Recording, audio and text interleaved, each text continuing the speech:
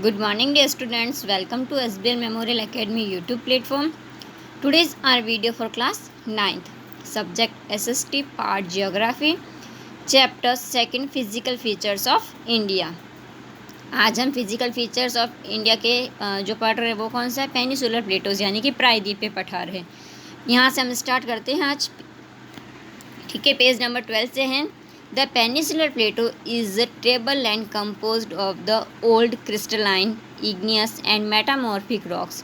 It was formed to do breaking and drifting of the Gondwana land and thus making it a part of the oldest land mass.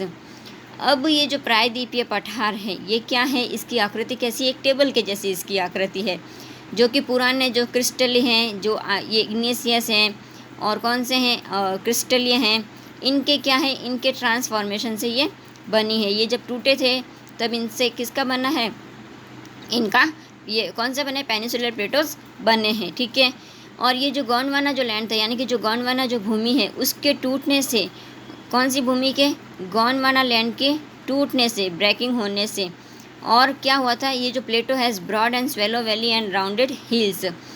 Gondwana land के टूटने एवं उसके बहने के कारण ये बना था, और यही कारण था कि ये क्या है, पुराना भूभाग है, उसका एक ये हिस्सा है। ठीक है, और ये वाली जो हिल्स है, ये पठारी भाग जो ये क्या है, चौड़े हैं, और तथा इसकी जो घाटियाँ हैं वो क्या है, गोलाकार घाटियाँ हैं।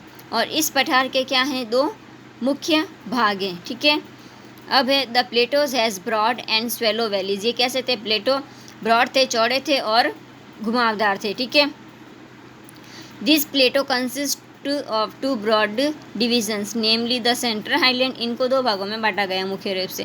पहला तो कौन सा है, हाईलैंड, एंड दूसरा कौन सा है, डेक्कन प्लेटो। ठीक है, सेंट्रल हाईलैंड है और दूसरा कौन सा, डेक्कन प्लेटो, यानी कि मध्य उच्च भूमि, और दूसरा दक्कन का पठार है। ठीक है, the part of the peninsular plateau lying to the north of the Narmada river covering a major area of the Malwa Plateau is known as the Central Highland. The Vindhya range is bounded by the Satpura range on the south and the Aravallis on the north west.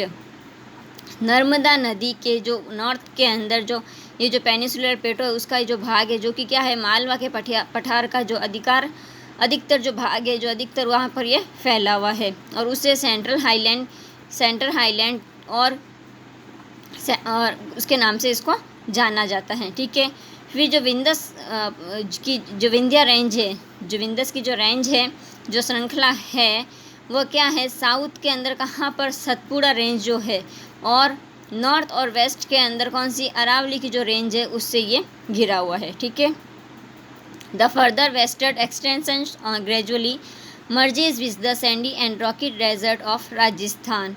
फिर इसके बाद में जो पश्चिम waste के अंदर जो धीरे धीरे राजस्थान के अंदर बलुई और जो पथरीले जो डेजर्ट है उसमें ये मिल जाता है। कौन सा, पेनिसुलर प्लेटो।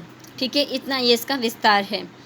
फिर आता है आपके the flow of the rivers draining this region namely the Chambal, Sindh and Betwa and the Ken is from south west to north east, thus indicating the slope. The central highlands are wider in the west but narrower in the east. The eastward extension of these plateaus are locally known as the Bundelkhand and Bagelkhand.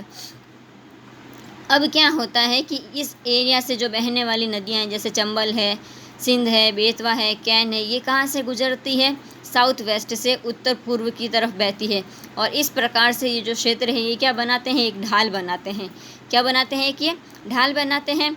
फिर उसके बाद में जो central highland है उसके waste में क्या है, चौड़ी जगह है, लेकिन जो ईस्ट है वहाँ पर क्या है, थोड़ी नैरो यानी कि संकीर्ण जगह है।